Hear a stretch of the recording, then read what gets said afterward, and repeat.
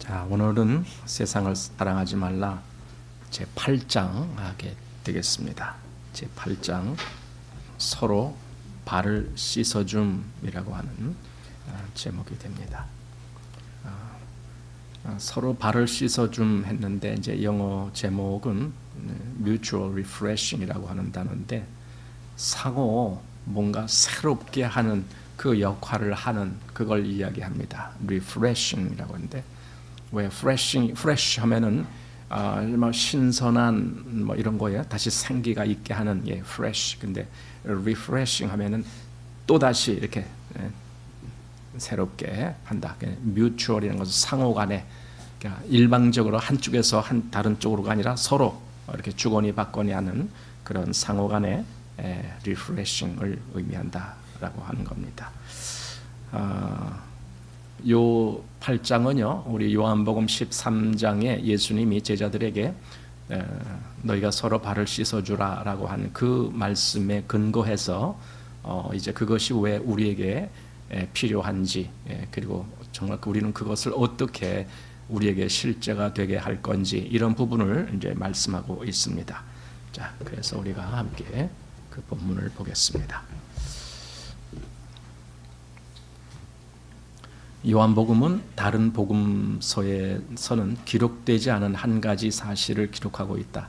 이 사례는 진정한 의미가 가득하며 또한 세상에서 생활하는 문제에 관하여 매우 분명한 도움을 줄 수 있다. 이것은 13장의 일을 가리키는 것으로서 우리의 주 예수께서 수건을 허리에 두르시고 대야를 가져다가 제자들의 발을 씻기시는 것을 말한다. 자, 이렇게 되어 있습니다. 요한복음은 다른 복음서와 다른 것이 사실은 요거 하나가 아니고 아주 많습니다. 예를 들어 13, 14, 15, 16, 17장 여기에 나오는 말씀은 다른 복음에 나오는 말이 아니에요. 요한복음에만 나오는 말씀입니다. 그래서 요한복음은 공관복음에 포함하지 않습니다. 공관복음은 마태, 마가, 누가 이렇게 세 복음서를 공관복음이다. 그러니까 세 복음서는 비슷한 것이 참 많습니다. 그러나 요한복음은 다릅니다. 시작부터가 다릅니다. 다른 복음서에서는 예수님의 탄생을 먼저 이야기하고 그렇게 시작을 하지만 요한복음은 근본, 창조의 근본이신 예수님을 이야기하면서 시작합니다.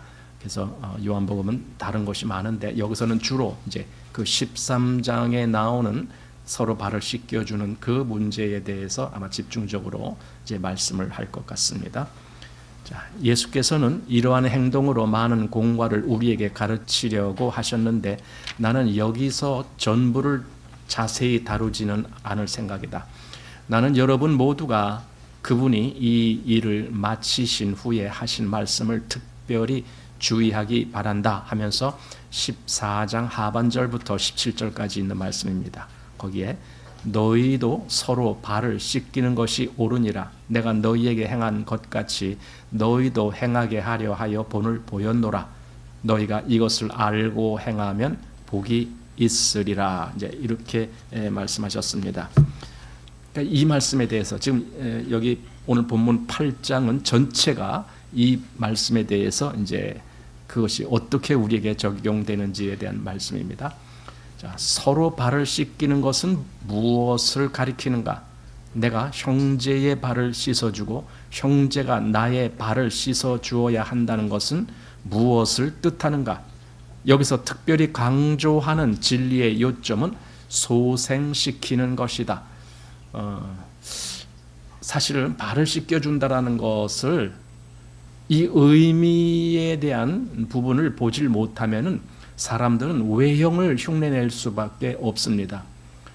그래서 심지어 어떤 교회에서는 세종례라는 행사를 합니다. 세종례, 마치 침례, 세례 이런 것처럼 세종례라는 것을 합니다. 그게 뭐냐면은 성도들의 발을 씻어주는 하나의 예식을 하는 겁니다. 참 황당한 예식입니다. 그 발을 씻겨줘서 거기서 뭘 어떻게 배우겠다라는 건가? 그냥 다른 사람보다 내가 더 겸손해지는 걸 배우는 건가요? 뭘 하는 건가요?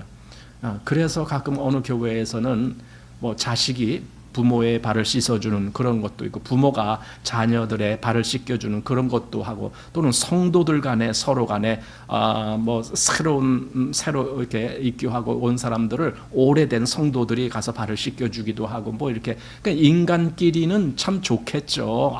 내가 저 높으신 분이, 저 나이도 많으신 분이 내 발을 다 씻어 주셨어, 뭐 이렇게 하면서 굉장히 감동도 하고 하겠지만은, 문제는 그게 성경에서 말하는 것이냐 이거죠. 성경에서 과연 그런 걸 하라라고 우리에게 말씀을 하셨을까? 그게 아니다 이거예요. 성경에서 발을 씻어 준다라는 그 의미를 여기서 어떻게 해석하냐면 소생시키는 것이다. 소생, 영어로는 revival이라고 하는 단어인데, 다시 생기 있게 만든다라는 뜻입니다. 생기. 물론 여기서 말하는 것은 당연히 하나님과의 관계에서 누리는 영적인 생기를 의미하는 겁니다. 그것을 소생시킨다 이렇게 말합니다. 시편에 보면은 이 소생이란 단어가 참 많이 나옵니다. 특별히 다윗의 시를 보면은 나를 소생시키시고 하면서 그런 말이 많이 나옵니다. 정말 그걸 간절히 원한 겁니다. 즉 하나님과 누리는 이 친교로 말미암아 영적인 생명이 나에게서 왕성하게 되는 것, 그것을 소생이다라고 표현했던 겁니다. 자, 그래서 여기 그 말씀을 한 겁니다. 자, 맨 위에 중간쯤 보십시오. 우리는 다음 구절에서 이것을 볼 수 있다. 주님께 매우 귀중한 한 가지 일은 우리 주님의 자녀들이 서로 소생시키는 것을 배우는 것이다. 이렇게 했습니다. 자, 계속 봅니다. 나는 이 단락의 말씀은 죄와 무관하다는 것을 먼저 말해 두겠다. 내가 맨발로 길을 갔든 신을 신고 가든 발에 먼지가 묻는 것은 피할 수 없는 것이다. 그러나 내가 넘어져서 먼지 가운데 뒹굴어 몸과 옷에 먼지가 묻는 것은 피할 수 없는 것이 아니며 이것은 완전히 잘못이다. 그냥 우리가 걸어 다닐 때, 그러니까 우리 지금 현재와는 좀 맞질 않지만 이 당시에는 신발이라는 것이 요즘 우리가 신는 뭐 구두나 운동화나 이런 거가 없었죠. 웬만한 사람들은 그냥 맨발로 다녀요. 맨발로 다니거나 또는 어떤 사람은 그냥 겨우 그 발바닥 정도만 가죽으로 이렇게 해서 발바닥이 뭐 돌멩이 같은 데 찔리지 않게 그렇게 하는 그런 신발, 말하자면 샌들 같은 그 정도 신발, 뭐 그 정도지 요즘 같은 신발은 아닙니다. 그런데 우리가 알듯이 그쪽 중동 지역은 매우 건조하고 또 그 흙이 건조할 때는 많은 먼지를 일으키잖아요. 그런 지형입니다. 무슨 뭐 세멘 콘크리트라든가 또는 아스팔트라든가 또는 뭐 보도 블록이 있는 이런 거 없습니다. 여기서 저희 집 가는 데는요 흙을 밟을 틈이 없어요. 다 뭐 보도 블록 깔려 있지, 또 찻길은 또 아스팔트가 깔려 있지, 뭐 다 그렇게 돼 있습니다. 요즘은 그런 생활을 합니다. 그러나 이때는 다 흙입니다. 흙길을 걸어 다니면은요, 그것도 운동화나 구두 이런 거 아니고 그냥 거의 맨발이다시피 해서 걸어 다니면 발은 당연히 흙으로 인해서 지저분해지고 먼지가 묻는 거죠. 바로 그 부분입니다. 자, 나는 이 단락의 말씀이 죄와 무관하다는 것을 먼저 말해두겠다. 그러니까 이건 죄의 문제가 아니다라는 거예요. 다리에, 우리 발에 걸어 다니다가 흙을 묻은 거, 그건 죄가 아니다. 그러니까 여기 지금 그 정상적으로 걸어 다니다가 먼지가 묻는 것하고 넘어져서 뒹구르는 거, 이건 다른 거예요. 아니, 흙에 넘어져서 뒹구르는 거, 그게 옳은 건 아니잖아요. 하지만 정상적으로 걸어갈 때도 먼지가 묻어요. 근데 뒹구르는 거는 그건 정상이 아니잖아요. 그거는 자기가 의도적으로 잘못하고 있는 거지요. 애들이 대부분 그렇잖아요. 애들 비 온 다음에 길 가다가 괜히 저 빗물 고여있는 데 가서 튕기고 싶고 더 짓밟아서 거적거리고, 이게 애들이 되게 그러잖아요. 그러니까 그건 정상이 아닌 거죠. 뭔가 잘못된 거죠. 그러니까 여기 성도가 마치 이렇게 그 흙먼지에 뒹굴른다, 그건 잘못된 것이다. 이제 그겁니다. 자, 제일 이제 아래 여기, 내가 이곳에서 저곳으로 갈 때 길을 따라서 굴러갈 필요는 없다. 나는 걸어서 그곳으로 갈 수 있으나 진흙탕으로 갈 필요는 없는 것이다. 그러니까 일부러 그렇게 더럽히기 위해서 뭐 뒹굴르거나 또는 진흙탕을 밟거나 그건 잘못하는 거예요. 여기서 말하는 것은요, 정상적으로 걸을 때를 이야기하는 거예요. 정상적으로 걷는데 그래도 먼지가 묻는다, 흙먼지가 묻는다는 거예요. 자, 마찬가지로 그리스도인 생활 가운데서 넘어지고 나서 먼지 가운데 뒹구는 것은 틀림없이 죄다. 그건 잘못된 거죠. 이것은 우리의 회개가 필요하며 하나님의 사하심이 필요하다. 이렇게 우연히 넘어진 것은 피할 수 없는 것이라는 구실을 대며 주님과 동행할 수는 없는 것이다. 이건 할 수 없었어요. 자기가 사실은 그렇게 안 할 수 있었는데도 불구하고 거기 죄 가운데 넘어지는 거죠. 그건 안 해도 되는 거 아닙니까? 그렇게는. 그런데 그렇게 하면서도 마치 그것이 피치 못할 사정이라도 있는 것처럼 그렇게 핑계를 댄다라는 거죠. 자, 맨 밑에 그것은 틀린 것이며 이 점에 대해 우리는 다 동의한다. 그러나 우리의 발에 묻은 먼지에 관한 요점은 다음과 같다. 그러니까 우리가 그 흙에 일부러 뒹굴르고 여기서는 그거 다루는 거 아닙니다. 그건 당연히 잘못된 거다라는 걸 제쳐놓고 오늘 우리가 다루고자 하는 것은 그게 아니라 정상적으로 걸었는데도 근데도 발이 더러워진 걸 어떡할 거냐 그 말입니다. 자, 우리 발에 묻은 먼지에 관한 요점은 다음과 같다. 우리가 누구이든 또 얼마나 조심하든 간에 우리가 세상을 가다 보면 우리 발에 더러운 것이 묻는 것은 피할 수 없는 것이 사실이다. 물론 우리가 조금도 땅을 접촉하지 않는다면 아무것도 묻지 않을 것이다. 그러나 이렇게 되려면 우리는 들림 받는 것이 필요하다. 우리가 만일 땅을 접촉한다면 그리고 누가 땅을 접촉하지 않을 수 있겠는가 하면서 땅을 접촉하면 반드시 땅의 것이 묻게 된다. 심지어 우리 주 예수께서도 이 말씀으로 그분을 접대한 주인을 꾸짖으시며 너는 내게 발 씻을 물도 주지 아니하였다고 말씀하셨다. 이게 무슨 말이냐면요, 주님도 발이 더러워지셨다 그 말이에요. 여러분 느끼십니까? 그러니까 주님도 발 씻을 물이 필요했다. 이제 이 당시에 그 중동에서 이웃집을 방문하거나 손님이 오거나 하면은 그 주인이 접대하는 것 중에 제일 먼저 하는 것이 발 씻을 물을 갖다가 드리는 거예요. 손님이 오면은 그렇게 하는 거예요. 왜냐면은 당연히 여행을 오면서 발이 지저분해졌으니까. 그래서 발 씻을 물 먼저 대야에다 떠다가 드리고 발 씻고 그 다음에 뭐 차를 마시든지 뭘 하든지 이제 이렇게 하는 거거든요. 그러니까 예수님도 여기 좀 시몬의 집에 간 거 아닙니까? 거기 갔는데 그가 발 씻을 물도 주지 않은 거예요. 한마디로 예수님을 홀대한 거죠. 제대로 대접을 안 한 거죠. 그렇게 하면서 마치 자기가 뭐 세리들이라든가 또는 뭐 죄인들이라든가 그들보다는 자기가 굉장히 잘난 것 같이 그렇게 말했을 때에 지금 이 꾸짖음이 있었던 거거든요. 자, 그러니까 여기서 꾸짖으셨다 그걸 지금 얘기하자는 것이 아니라 예수님도 발 씻을 물을 필요로 하셨다라는 뜻입니다. 그만큼 이것은 죄와 관계 있는 것이 아니고 그냥 일상생활과 관계 있는 것이다 라는 겁니다. 자, 그러므로 요한복음 13장에서 서로 발을 씻기는 것은 죄와 무관함을 알기 바란다. 죄는 항상 피로 말미암아 사해지지만 어쨌든 하나님은 여전히 우리가 죄에서 벗어나 구원받기를 원하신다. 그러니까 죄 사함은 어떻게 받는 것인가? 그거는 예수님의 피로 사함을 받는 것이에요. 그것은 물로 씻는 게 아니에요. 물로 씻어지지가 않아요. 예수님의 보혈로 죄 사함을 받는 겁니다. 자, 서로 발을 씻기는 것은 우리가 매일 세상에서 행하는 것과 관계가 있으며 우리는 그 가운데서 먼지가 묻는 것을 피할 수 없다. 예수께서는 너희는 깨끗하다고 말씀하셨다. 이것은 보혈이 이룬 것이다. 이미 목욕한 자는 발밖에 씻을 필요가 없느니라 온 몸이 깨끗하니라 이렇게 했습니다. 그러니까 온 몸이 깨끗하다.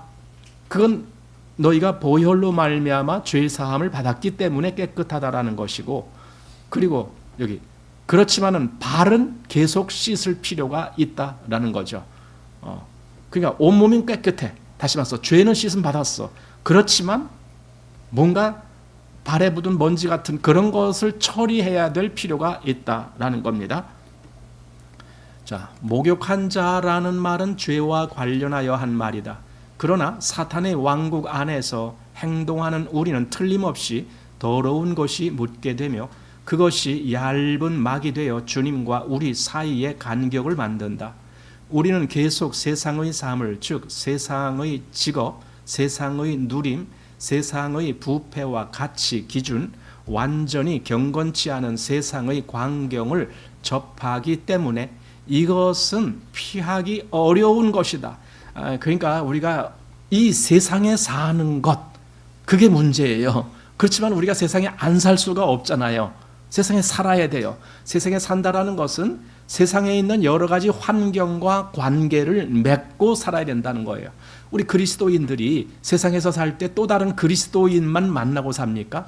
그리스도인이 아닌 사람들도 만나야 돼요. 특별히 직장 같은 데 가면은요, 직장에 그리스도인이 아닌 사람들이 많이 있는데 그들과도 뭔가 관계를 해야 되고 대화도 해야 되고 그들과 같이 일도 해야 되고 이런 경우가 많은 거예요. 그러면 자연적으로 우리에게 뭐가 묻어지느냐? 세상 것이 묻어져요. 세상 것이.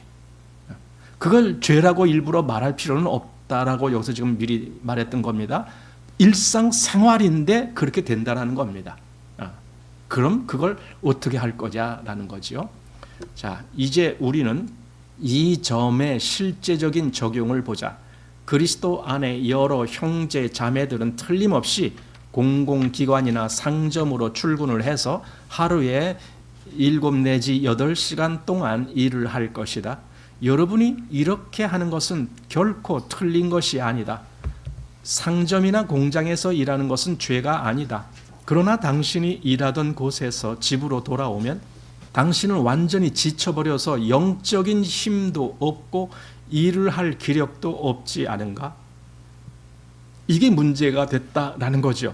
그러니까 세상 일은 잘못이 아니지만은 너무 세상 일에 내가 거기에 빠져 있을 때는 영적인 힘을 내질 못한다라는 거예요. 이럴 수가 있다라는 거예요. 당신은 형제를 만나도 즉시 그와 하나님의 일을 말하기가 쉽지 않다. 마치 한 겹의 먼지가 당신을 덮은 것 같다.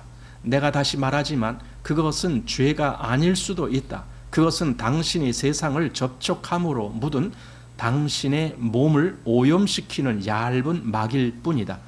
당신은 안에서 주님께 향하여 즉시 일어설 수 없는 것 같으며 아침에 그분과의 달콤한 접촉도 희미해져 신선함을 잃은 것 같은 느낌을 벗어버릴 수 없을 때가 있다. 우리는 모두 이러한 체험이 있다.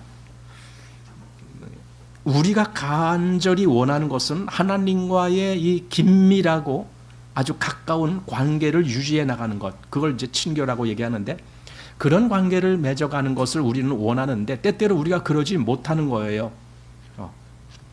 즉 하나님으로부터 내 마음이 좀 멀어진 걸 어느 날 느낄 때가 있어요. 왜 그러느냐? 내가 이런 세상 일에 너무 많이 바빠서 거기에 그냥 치대긴다라고 할까요? 뭔가 그 바쁜 일 때문에 내가 어찌해야 할 바를 모르는 거죠. 그러니까 한마디로 하나님께 대해서는 좀 소원해지고 뭔가 좀 이렇게 멀어지고 오히려 세상 일과 아주 밀접하게 내가 이렇게 할 때가 있다라는 거죠. 그러니까 우리 세상 일을 하는 것은 뭐 그게 잘못은 아니에요. 어차피 우리가 살려면은 세상 일도 해야 됩니다만은 그것 때문에 하나님과의 관계가 멀어질 수가 있다라는 걸 우리가 늘 염두에 두어야 되죠. 그건 좀 중요한 겁니다. 자, 자매들은 요리하고 집안일을 돌본다. 한 젊은 어머니가 저녁 준비를 하느라 솥에다 무엇을 삶고 있다고 가정해보자. 갑자기 어린 아이가 울고, 이 울고가 뭐야? 울어대고 그래야지. 그죠? 아이가 울어대고 초인종이 막 울리고 그 다음에 우유를 데우려고 했는데 우유가 막 끓어 넘치려고 하고 이런 동시에 이런 일들이 발생하면 그녀는 이것도 저것도 하지 못할 것이다. 이게 뭐냐면 할 일이 너무 많아. 그러면은 이것도 해야지 저것도 해야지 뭐 이거 가끔 저희 집사람한테 그런 거야. 일이 너무 많아. 제가 좀 일 좀 줄여. 그 일 같지도 않은 일 자꾸만 하지 말고 좀 가능하면 줄여. 그런데도 타고난 게 일인가 봐. 우리 집사람은. 하여튼 그래, 일만 엄청 해. 그러니까 이것저것 또 하지 못한다. 모든 일을 마치고 앉으면 그녀는 하나님을 위해 다시 일어날 수 있는 일종의 능력이 필요함을 느낄 것이다. 이 필요함이 느껴진다라는 것은 내가 그동안 하나님으로부터 좀 멀리 떨어졌네. 그걸 다시 회복해야 되겠네라는 그 필요를 느낀다는 거예요. 우리 성도들은 그런 걸 느껴요. 때때로 우리가 세상 일에 많이 빠졌을 때는 물론 세상 일이 뭐 죄를 짓는 일 그런 건 아니라 할지라도 정상적인 일이라 할지라도 그런 일에 빠지다 보면 어느 순간에 내가 하나님으로부터 뭔가 좀 멀리 떨어졌음을 느끼게 됩니다. 성경을 읽는 것도 똑같아요. 성경을 읽다 보면은요, 어느 날 내가 성경을 안 읽을 때가 있어요. 일주일이고 2주일이고 내가 성경을 잘 안 읽을 때가 있어요. 그러면 나중에 그걸 느끼는 거, 내가 하나님으로부터 지금 멀어져 가고 있네? 하면서 자기를 일깨우죠. 그래서 자기를 정신 차리게 하죠. 아이고, 내가 이러면 안 되는데? 하면서 다시 말씀으로 가려고 하죠. 내가 하나님을 찾는 그런 마음, 이게 기도죠. 기도의 마음, 그런 것들이 준비가 안 됐을 때는 그냥 일하는데 그냥 거기에 빠져버릴 수가 있어요. 하지만 어느 순간에 내가 일만 할 게 아니라 내가 하나님과 같이 있는 시간도 가져야 되는데 하면서 자기를 돌이키는 그런 시간도 오게 되죠. 그러니까 이런 과정, 이런 걸 겪게 되는 겁니다. 자, 여기 이제 어떤 여인이 그랬다는 거예요. 자, 그녀는 여기서 죄가 아닌 어떤 것이 있음을 느끼는데, 즉 모든 일에서 먼지가 묻는 듯한 것이다. 마치 한 층의 얇은 막이 그녀와 주님 사이에 생겨서 그녀를 오염되고 더럽혀졌다고 느끼게 한다. 또한 어떤 장애물 같은 것이 있어 그녀를 즉시 하나님 앞에 나아갈 수 없게 하기도 한다. 나는 이러한 사례가 우리가 발을 씻을 필요가 있음을 설명한다고 생각한다. 이렇게 지금 되어 있습니다. 아까 그 여인이 갑자기 어린애가 울어대고 초인종이 울리고 우유는 끓고 막 이럴 때 이러지도 저러지도 당황하게 되고 막 그런 경우 있다고 이제 했는데, 우리가 지난번에 본 그 책 중에 자의 파쇄와 영의 해방이라고 하는 책 아마 기억하실 겁니다. 거기에 어떤 장이 있었냐 하면은 제3장에 그게 있어요. 수중에 든 일. 그러니까 내 손에 내가 할 일이 있을 때 나는 그걸 끝마치기 전에는, 그래서 그걸 놓기 전에는 하나님의 일을 못한다는 거예요. 그게 놔줘야 돼. 놔줘야 돼. 여기 지금 이 사람은 이것저것 그냥 갑자기 많은 일이 있으니 이거 제대로 이걸 어떻게 할 수가 없는 거예요. 그러니 언제 하나님과 교통하고 언제 하나님의 말씀을 내 마음에 새기고 거기서 묵상이 나오고 언제 그래요? 여러분, 묵상이라는 건 아주 중요한 거예요.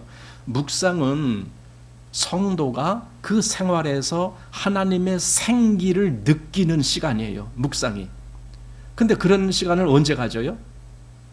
너무 세상 일에 빠지다 보면은요, 세상 일 끝나면 빨리 쉬어야지, 빨리 잠이나 자야지, 이러고 그냥 끝내버리면 언제 하나님하고 이 묵상의 시간을 갖느냐고요. 우리가 성경을 읽어보면은 성경에 새로운 거 하나 아는 것 이렇게 끝나질 않아요. 성경이 하나님의 말씀임을 보기 때문에 그 말씀이 내 속에서 내 마음과 막 이렇게 뭔가 작용을 일어나게 한다고요. 그래서 하나님이 이렇게 말씀하셨구나, 이렇게 말씀하셨구나 하면서 자꾸 되새기면서 묵상을 하게 되는 거예요. 그런 시간을 갖지 아니하면은 그야말로 그냥 자기 일에 빠져버리고 그걸로 끝내는 거죠. 자, 우리는 세상적인 일로 인해 지칠 때가 허다하다. 당연히 그렇죠. 우리는 기도를 하려고 무릎을 꿇지만 10분에서 20분 정도 지나야 참으로 하나님께서 계신 곳에 도달하는 것 같이 느낀다. 기도를 하려고 하는데 그래도 난 지금 하나님 앞에 있는 것 같지가 않아요. 그냥 하나님과 멀리 떨어져 있는 것 같아. 내가 아무리 기도해도 이거 하나님이 들으시는 것 같지가 않아요. 이렇게 생각될 때가 있어요. 내가 지금 하나님과 뭔가 가까이 가지 못했기 때문에 그래. 내 마음이 멀어졌다는 거예요, 하나님으로부터. 그러나 아까도 말씀드린 이 묵상이 살아있으면요, 기도도 살아있게 돼요.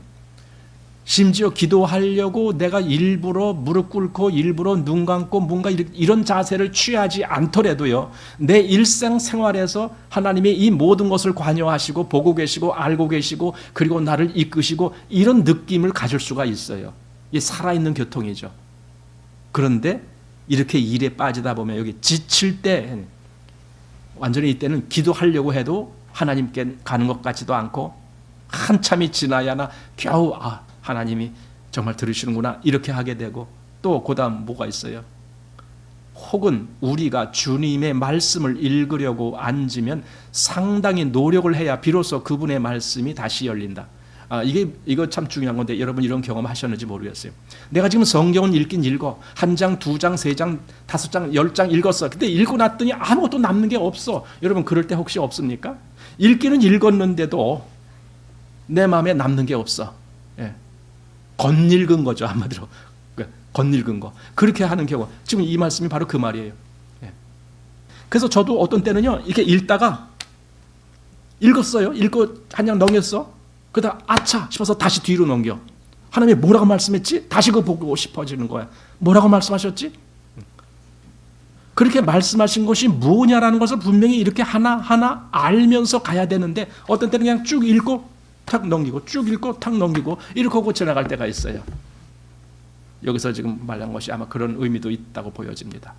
주님의 말씀을 읽으려고 앉으면 상당히 노력을 해야 비로소 그분의 말씀이 다시 열린다. 그러니까 그때야 비로소 말씀 깊이 있게 들어가는 그 마음이 된다라는 겁니다. 그래서 말씀이 읽는 대로 내 안에서 그것이 상기가 되면서 묵상이 되어지고, 뭔가 이렇게 하나님과의 이 연결이 이어지는 그런 느낌을 갖게 하는 그런 것을 비로소 갖게 된다. 그 전에는 그냥 그게 안 이루어지는 거예요.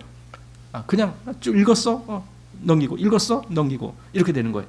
한마디로 전혀 하나님께 집중이 안 되는 거죠. 그러니까 일을 너무 많이 하면 그런 거예요. 일에 정신이 빠져서 온갖 일 때문에 내 마음이 하나님께 쏟을 만한 힘이 남아있지 않는 그런 상태가 되었을 때, 그는 하나님과 이 교통의 시간을 갖기가 매우 힘들죠. 자, 그러나 바로 그럴 때, 이렇게 힘들 때, 그러나 우리가 집으로 돌아오는 길에 만족스러운 마음으로 하나님과 신선한 교통을 하고 있는 형제를 만나게 되면 그것은 얼마나 기쁜 일인지. 그러니까 이때 필요한 것이 바로 그 형제다 이거예요. 이 형제는 나처럼 이렇게 지쳐있는 형제가 아니고 정말 하나님과 여기 신선한 교통을 하고 있는 형제, 이렇게 되어 있습니다. 이런 형제를 만나면 그 형제로부터 내가 다시 하나님과 교통할 수 있는 힘을 얻게 되는 그러한 일이 생긴다고요. 이게 지금 그 얘기입니다. 그래서 그게 얼마나 기쁜 일인지.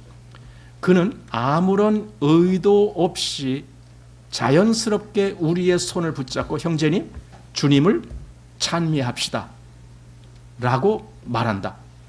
우리 자신은 아마도 모르겠지만 그는 무의식 중에 수고를 가지고 모든 것을 닦아준 것이다.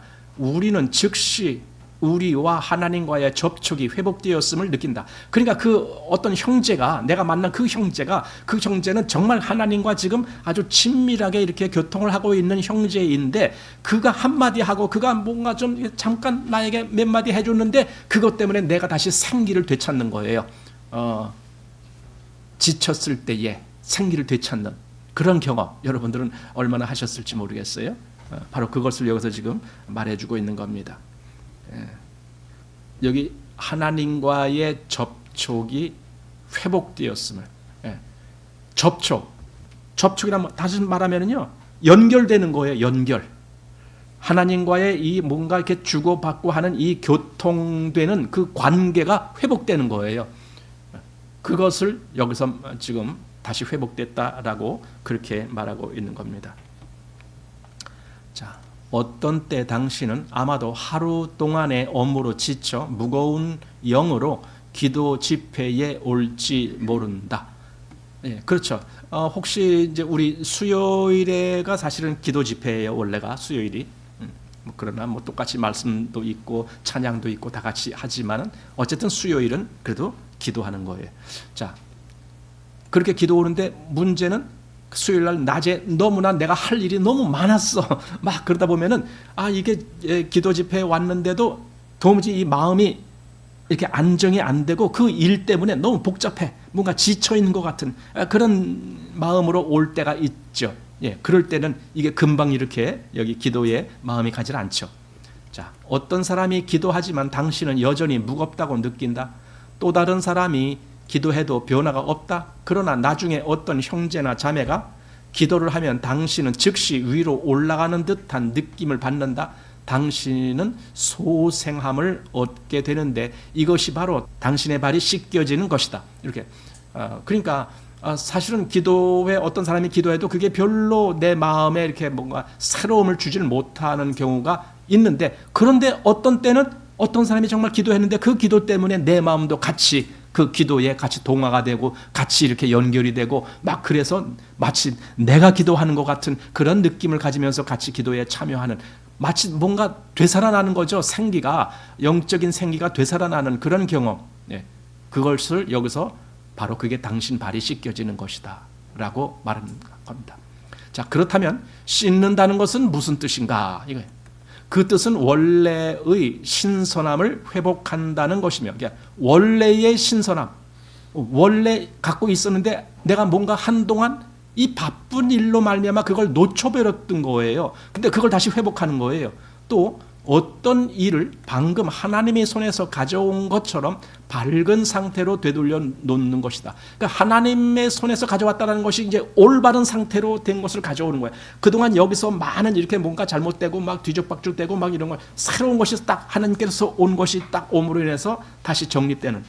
자동차를 타시는 분들은 자동차 관리를 해야 되는데 뭐 최소한 1년에 한 번 정도는 그 엔진 오일을 교환하고 엔진 오일 필터도 교환해야 되고 뭐 에어 필터도 교환해야 되고 뭐 몇 년 뭐 4년마다 5년마다 한 번씩은 그 오토미션 뭐 오일도 교환해야 되고 뭐 이런 것이 있습니다. 저도 이제 교회차 그거 관리하면서 매년 1년에 한 번씩은 그거 꼭 합니다. 엔진 오일 교체하고 그리고 또 정기 검사도 받고. 그러면 엔진 오일을 딱 교체를 하고요, 차를 타잖아요. 소리가 달라요. 그거 자동차 모시는 분들 느낄 거예요. 딱 엔진 오일을 교환했는데 소리가 부드럽게 뿡 하고 나가요. 그 전에는 뭔가 조금씩 거칠어졌어, 소리가. 그런데 엔진 오일만 싹 교체를 하고 그리고 심지어는요 연료도 새로 꽉 채우면은요 그것도 새로운 느낌이 들어요.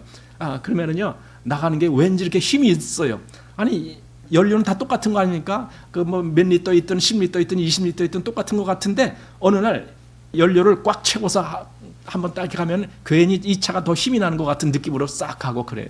뭔가 이렇게 새로운 것이 있어요. 어쨌든 엔진 오일 같은 걸 그러나 한 몇 년 동안 교환하지 않았다라고 한번 해봅시다. 그럼 그 엔진이 어떻게 되겠습니까? 정말 차에서는 각종 이상한 소음 막 이런 것들이 막 발생하고 엔진은 마모되고 거기에 뭐 엔진 오일에 쇳가루가 다 범벅이 될 거고 그러니까 점점 더 마모가 심해질 거고 이렇게 될 거 아닙니까? 그걸 다 버리고 새 엔진 오일을 쫙 채우면은 아주 신선한 그런 느낌이 날 거죠. 영적인 면에 있어서 아마 여기서 지금 그런 말을 한 것 같아요. 여기 회복되는 거예요. 회복. 원래의 신선함이 회복되고 또 하나님의 손에서 가져온 것처럼 밝은 상태로 되돌려 놓는 것이다 이겁니다.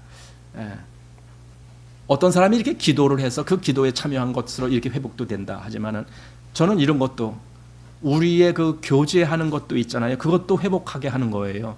그런 기회가 주어져요. 그러니까 우리가 점심 나누면서 우리가 같이 교제하고 막 이렇게 나누잖아요. 그럴 때 뭘 느껴요? 내 마음에 신선함을 느끼는 거예요. 뭔가 좀 내가 이렇게 좀 일종의 정체되어 있는 상태에서 아무개 형제 또는 아무개 자매가 한 말인데 그것이 나한테 들어오면서 내 속을 아주 새롭게 만들어주는 그런 경험을 하게 되는 거예요. 저는 그런 의미에서 설교도 그런 기능을 한다라고 저는 생각해요. 물론 설교는 일방적인 것 같지만 여기서의 친교는 상호 서로 간에 그런 것이 있어야 되지만 설교는 일방적인 거잖아요. 하지만 분명히 작용은 그런 작용이 있어야 됩니다. 설교를 했는데 성도들이 그 설교를 듣고도 그 마음에 신선함을 느끼질 못한다라면은 그 설교는 죽은 설교죠. 그죠? 그렇게 생각되지 않습니까? 그러니까 설교가 듣는 사람들의 마음속에서 신선함을 느끼도록 거기서 새로운 어떤 하나님의 기운을 느끼는 그런 마음. 우리 보통 뭐 일주일 동안 내가 뭐 세상 일도 해야 되고 뭐 여러 가지 했는데 그래도 일주일에 한 번 주일날이라도 예배당에 참여해갖고 예배 참여해서 거기서 정말 하나님 말씀을 딱 들었는데 그게 내 마음에 뭔가 이렇게 새로움을 주고 더 하나님을 향해서 내 간절한 마음도 갖게 하고 뭔가 이렇게 만들어 준다라면 그 작용을 하는 거죠. 분명히 새롭게 하는 작용. 그게 일종의 revival이라고 하는 단어다. 부흥, 새롭게 함, 뭐 이런 단어다라는 겁니다. 그래서 회복이라는 단어도 되고. 자, 밑에 보겠습니다.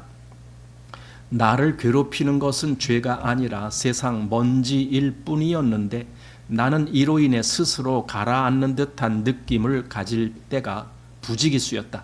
나는 나의 상황을 전혀 모르는 한 형제나 자매를 만나서 그의 말을 한마디 들으면 모든 것이 밝아진다. 당신이 이러한 사람을 만나면 모든 어두움이 사라지고 그 얇은 막도 제거되는 느낌을 갖게 된다. 그래서 교회 안에서 성도들 간의 교제가 아주 중요한 거예요. 교제를 반드시 해야 돼요. 그래서 교제가 뭔데? 그냥 교회에서는 그냥 서로 대화하는 거예요. 물론 대화가 교제의 전체가 아니지만은 그냥 대화하는 거예요. 대화하는데 그냥 평소에는 뭐 그냥 아니 뭐 그런가 보다 이렇게 하고 그냥 평범한 대화를 하는데 어느 때는 그 대화한 것 때문에 내 마음이 새로운 힘을 얻게 되는 그럴 때가 온다니까요. 그게 내 발을 씻김 받았다라고 이제 말할 수 있다는 거죠. 그런데 그건 상호작용이라는 거예요. 내가 늘 그렇게 듣기만 하고 내가 그걸 늘 발 씻음만 당하기만 하는 거 아니다. 나도 다른 사람의 발을 씻어줄 때가 오는 거예요. 나도 같이 이게 서로 발을 씻겨준다는 의미입니다. 자, 하나님을 찬미하자. 당신이 소생되면 당신은 즉시 그분을 누리고 접촉할 수 있는 상황으로 인도된다. 여기 소생됐다는 것이 뭔가? 이것은 주님을 접촉하고 주님과 뭔가 하나가 될 수 있는 그 상황으로 가는 거예요. 그게 소생이다. 즉 리바이벌이다. 이걸 다른 말로 부흥이다. 이렇게도 말한 겁니다. 자, 이것이 바로 발을 씻는 것, 즉 내가 그리스도 안의 형제로 인해 소생함을 얻게 되는 것이며 또한 하나님의 면전에서 방금 나온 것과 같은 위치로 이끌리는 것이다. 그러니까 아주 새 것이 되는 거예요. 하나님의 면전에서 아까 하나님의 손에서 금방 가져온 것 같다. 여기 하나님의 면전에서 방금 나온 것과 같은 위치로 이끌리는 것이다. 그러니 얼마나 그게 신선하고 생기 있을까요? 금방 새로 나왔다면 제가 언젠가도 말씀드렸지만요. 사진을 찍어보잖아요. 아이들하고 어른들하고 같이 이렇게 사진을 찍으면은 요즘 카메라들은요. 카메라 성능이 워낙 좋아갖고요. 여기에 있는 솜털까지 다 찍혀요. 좀 가까이서 찍으면 그 정도로 뭐 점 같은 거는 말할 것도 없고 머리카락 하나하나 아주 눈썹 속눈썹 가락 하나하나 이런까지 다 찍혀요. 그 정도로 요즘 카메라들은 성능이 아주 좋아요. 근데 아이들하고 이렇게 있는데 여기 어른이 같이 찍잖아요. 그러면은 아이들 얼굴은 깨끗해. 근데 왜 내 얼굴은 왜 이렇게 지저분한 게 많은지 몰라. 저는 찍을 때마다 그걸 느껴요. 제 얼굴은요, 뭔가 이렇게 뭐 시커먼 거, 쭉쭉 뭐 별거, 뭐 무슨 점도 있거니와 또 여기 거무스름한 거, 이건 뭐라고 불러요? 뭐 죽은 게, 뭐 기미, 뭐 이런 것 하면서 안 그러면은 여기 뭐 울퉁불퉁한 거, 뭐 이런 거, 그게 다 보이는 거예요. 그런데 아이들 얼굴은 특별히 더 어린 아이, 뭐 아기 때 얼굴은 아주 깨끗하죠. 아기들 얼굴은. 금방 나왔기 때문에. 나와서 얼마 지나지 않았기 때문에 그러니까 마치 차도 말한다면 이제 신차 싹 뽑았을 때 그때의 그 차의 모습. 그러나 이것이 한 5년 10년 타다 보면은 뭐 긁히기도 하고 뭐 옆에 뭐 어쩌고 좀 깨진 것도 나오고 이렇게 되는 거죠. 다시 하나님과의 이 아주 신선한 관계, 금방 나온 것 같은 그런 상태로 다시 회복이 되는, 이거 얼마나 좋습니까? 마치 여러분이 처음 구원받았을 때 그때의 그 마음, 하나님하고 정말 단둘이만 있는 것 같은 그런 가운데 그 기쁨을 누릴 수 있는 그런 마음, 이것이 다시 회복된다라면 얼마나 좋겠습니까? 이제 그런 걸 의미한다라고 보게 됩니다. 자, 맨 밑에 보십시오. 주님이 그분의 자녀 가운데서 보기를 갈망하는 것이 바로 이와 같은 서로의 봉사이다. 그러니까 이런 일이 서로 간에 이루어져야 된다. 서로 간에 그 말을 할 수도 있고 그 말을 들을 수도 있고 서로 간에 그 발을 씻겨줄 수도 있고 발을 씻긴 받을 수도 있고, 문제는 그런 교제와 그런 교통할 때에 내가 저 사람의 발을 씻겨준다라는 개념은 전혀 없어요. 그런 생각도 안 해요. 그런데 어쨌든 그런 일을 통해서 내가 씻김을 받는 경우가 오는 거예요. 자, 여기 이제 그런 얘기가 좀 이따 나올 겁니다. 우리가 하나님과 동행한다면 우리가 원하는데도 우리의 형제를 소생시키지 못할 날은 하루도 없을 것이다. 여기 전제가 있는데 우리가 다른 사람에게 그런 좋은 영향력을 주려면 먼저 우리가 하나님과 동행해야 돼요. 내가 하나님과 먼저 동행하는 것이 있어야 돼요. 그래야 내가 내 말을 통해서 다른 사람이 거기서 뭔가 영향을 받고 씻김을 받고 그런 역사가 일어나는 거죠. 자, 이것은 일종의 가장 큰 봉사이다. 이게 봉사라는 거예요. 형제 자매들 간의 봉사. 단지 악수만 할 수도 있고 무의식 중에 몇 마디의 격려의 말을 할 수도 있으며 다정하게 미소를 보낼 수도 있다. 그냥 말로 뭐라고 안 할 경우인데도 그런데도 영향을 줄 수가 있다. 그겁니다. 참 묘하죠. 어떤 사람은 그냥 얼굴만 봐도 나까지 편안함을 느끼는 사람도 있고, 어떤 사람은 저 그냥 걸어가는 뒷모습만 봐도 뭔가 이렇게 나한테 의미를 주는 그런 것일 수도 있고 그런 겁니다. 그래서 여기 악수만 하고 그냥 뭐라고 대화도 안 했는데 그냥 악수 편안하십니까 하고 악수만 했는데 그걸로 그냥 끝인 것 같았는데 이상하게 저 형제랑 악수하고 나니까 뭔가 내 마음이 더 신선함을 느끼는 그런 것일 수도 있고, 그냥 몇 마디 이렇게 뭐 대단한 말도 아닙니다. 뭐 성경 여기 이거는 그거고요. 그런 거 없어요. 그냥 단순하게 뭐 어떻게 잘 지내십니까? 요즘 어떻게 좀 편안하십니까? 그냥 이런 정도 이야기했는데도 그런데도 내 마음에서 뭔가가 느껴질 때가 있죠.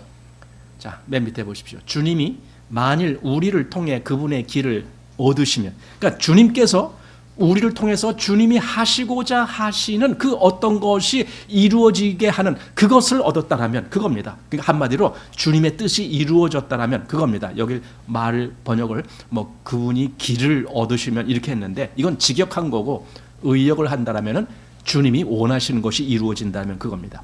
그러면은 또한 우리와 그분 사이에 가리운 것이 없다면 우리는 자신도 모르게 주님께 쓰임을 받는 것이다. 그러니까 내가 주님과 사이에 이 뭔가 가려지는 것이 없어야 돼요. 내가 숨기는 것이 없어야 돼요. 내가 주님의 눈빛을 피해서 따로 숨어 있는 뭐 그런 거 갖고 있으면은 이 교통이 이루어질 수가 없죠. 그러니까 그런 것이 없어야 됩니다. 그래야 쓰임 받아요. 우리는 이 일을 모를 수도 있는데 왜냐하면 알려고 하지 않는 것이 더 좋기 때문이다. 사실상 결단코 모른다면 더욱 좋다. 내가 쓰임 받는지 안 받는지 그거 몰라도 괜찮아요. 내가 하나님과 이런 교통이 있다라면. 자, 그러나 우리가 알든 알지 못하든 우리는 다 우리의 형제를 소생케 하는 일에 있어서 주님께 쓰임 받는다. 내가 지금 쓰임 받는다라고 알아야만이 쓰임 받는 게 아니라 그걸 모르고 있을 때에도 쓰임 받아요. 주님이 나를 그렇게 사용하신다고요. 자, 침체되고 흑암에 있으며 마음에는 짐이 있고 눈은 수건으로 가려져 있으며 더럽힘을 당한 이가 우리에게 올 수도 있다. 여러분, 내가 아니고 어떤 자매나 어떤 형제나 어떤 다른 사람이 이 상태, 침체되고 흑암에 있고 마음이 짐으로 눌려 있고 눈을 제대로 뜨지 못해서 뭐 가린 것 같이 그렇게 하고 있고 또 더럽힘을 당한 것 같은 그런 사람이 나에게 왔을 때 나는 그를 어떻게 대할 건가? 어떻게 해줄 건가? 그 말입니다. 자, 그는 아마도 오래 머물지 않고 불과 몇 분 안 되어서 우리가 하나님으로부터 얻은 은혜로 섬김을 받을 것이다. 내가 정말 하나님과 교통이 있는 관계에 있다면 누가 오더라도 그도 분명히 우리로 말미암아 하나님이 우리를 사용하실 것이니까 우리로 말미암아 그에게 그 영향을 줄 수 있는 그 역사가 있게 할 것이다 라는 겁니다. 우리는 항상 우리가 만일 훌륭한 말씀을 전할 수 있어서 많은 청중을 얻으면 좋겠다고 생각한다. 사실 사람들은 이런 것을 굉장히 더 선호하겠죠. 나도 말씀을 전하는 자가 돼서 나도 설교할 수 있는 자가 되어서 그래서 많은 청중 앞에서 설교를 하고 이런다라면 내가 얼마나 좋을까라고 생각하지만 사실은 하나님은 그런 것만 쓰시는 게 아니에요. 나 개인적으로 얼마든지 1대1로 만났을 때도 쓰신다고요. 하나님께 쓰임받는 것은 다 똑같은 거예요. 큰 일에 쓰임받나? 작은 일에 쓰임받나? 하나님께 쓰임받는 것은 똑같은 거예요. 자, 그러나 이러한 말씀 전하는 은사가 있는 사람은 매우 적으며 은사 있는 이 소수의 사람이 많은 사람의 필요를 채울 수 없다. 그러니까 성도 개개인의 그 필요는요, 개개인적인 교제가 필요하다라는 뜻입니다. 그래서 성도들 간의 교제가 있어야 된다. 서로 마음을 터놓고 이야기할 수 있는 그 신앙적인 위치에서 이야기가 되는 그런 시간을 가져야 되는 거죠. 자, 성도의 마음을 소생시키는 것은 누구나 할 수 있으며 또 어디서나 할 수 있는 것이다. 하나님의 눈에 이것은 매우 귀한 것이다. 그래서 여기 이러한 성도의 마음을 소생시키는 것은 누구나 할 수 있다 할 때 바로 이게 그래서 우리가 교제하는 이유예요. 이게 교제하는 거. 우리 점심 식사하고 오후 2부 시작하기 전에 그 교제 시간 같은 거 괜히 갖는 거 아니에요. 그냥 아무 유익 없는 시간인데 있다 이거 아니에요. 그 시간이 우리에게 얼마든지 유익하고 필요한 시간이기 때문에 있는 거예요. 그래서 서로 교제하면서 마음을 소생시키는 그런 일을 하는 거예요. 그러니까 이것을 해보지 않은 사람은 몰라요. 우리는 이렇게 교제라는 것이 자연스러운 일인데 다른 교회 또는 다른 어떤 제가 과거에 총회 다른 총회 이렇게 거기 교회들 이렇게 가거나 또는 거기 심지어는 목사님들끼리 모였을 때라 할지라도 그런 교제를 못 해요. 그냥 대화를 나누면은 그냥 뭐 세상 사람들이 할 수 있는 대화 뭐 그 정도. 안부 서로 묻고 어디 아프냐 뭐 어쩌냐 뭐 이 정도로 그냥 묻고 뭐 그러면서 서로 간에 뭐 그 일은 뭐 잘 되느냐 어때느냐 뭐 그런 거 이런 거예요. 진짜 하나님의 영에 의해서 하나님의 영역 안에서 그리스도로 더불어 나누는 이런 교제의 대화가 거의 불가능해요. 그게 거의 불가능해요. 그래서 거기 속에서는 교제가 이루어지지 않아요. 그러나 우리 교회는 교회 내에서는 당연히 그 일이 이루어져야 되고 또 그렇게 되고 있는 거죠. 우리 마음에 충족할 만큼의 그런 충만한 분량은 아니라 할지라도 나는 우리 교회에서 그런 교제가 이루어지고 또 더 그런 교제를 해야 된다라고 보는 겁니다. 왜냐하면 그래야 씻김을 받기 때문에 그럽니다. 서로 대화를 나누는 것은요, 다른 형제 자매를 존중할 때 대화가 돼요. 그래서 빌립보서에서는 남을 나보다 더 낮게 여기라 그랬잖아요. 낮게라. 그러니까 너희 안에 이 마음을 품으라. 곧 그리스도 예수의 마음이니. 그는 근본 자기가 하나님의 본체시지만 자기를 낮추셨다고 되어 있잖아요. 이 마음이 있어야 교제가 돼요. 왜냐하면 다른 사람의 말에 귀 기울이게 되니까. 그 마음이 없으면 귀 안 기울여져요. 뭐 시시하게 들려요 다.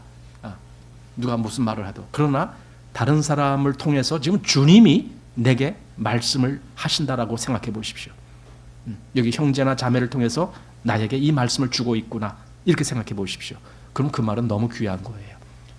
그래서 우리 그런 교제도 많이 해야 되고 또 이렇게 서로 마음을 소생케 하는 일들은 단순히 교제의 대화뿐만이 아니라 여러 가지를 통해서 아까 뭐 그냥 단순히 악수만 한번 했는데 뭐 이런 거 몇 마디 하지도 않았는데 그런데 그 속에서도 그런 걸 느낀다.